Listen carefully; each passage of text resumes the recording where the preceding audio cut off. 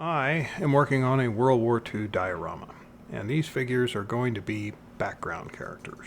Because of that, they don't need to be painted to perfect display quality. They just need to look convincing from about 2 or 3 feet away.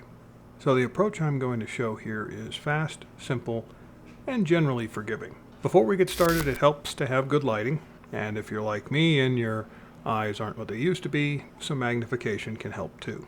You also want a comfortable working position so you can brace your hands and arms while painting.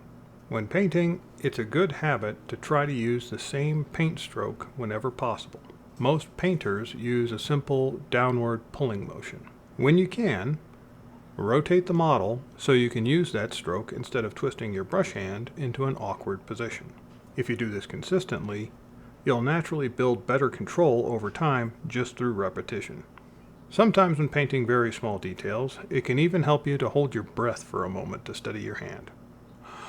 Also be aware that your hand position on the brush matters.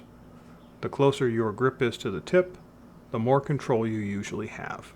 A quality brush with a good belly and a sharp tip is extremely important. I use Kolinsky sable brushes, and they're well worth the investment if you take care of them. Very tiny brushes are often not helpful for this kind of work because they don't hold much moisture.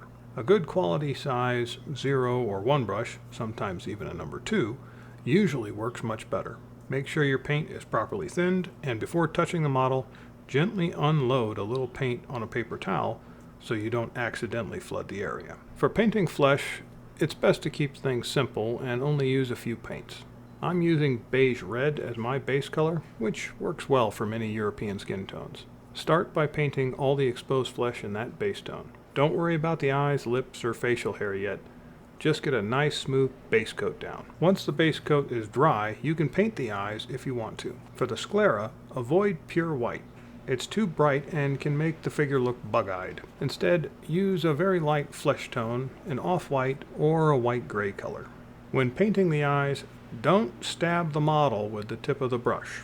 Instead, approach from the side and use the side of the brush tip to gently apply the paint. Mistakes will happen, and that's completely normal. Once the sclera is painted, you can add the iris. A dark brown or a dark blue works well for the iris. Avoid pure black since it tends to look too harsh. Next, we can add some highlights using a mix of beige red and basic skin tone. Keep these subtle. You don't want bright highlight spots popping out on the face.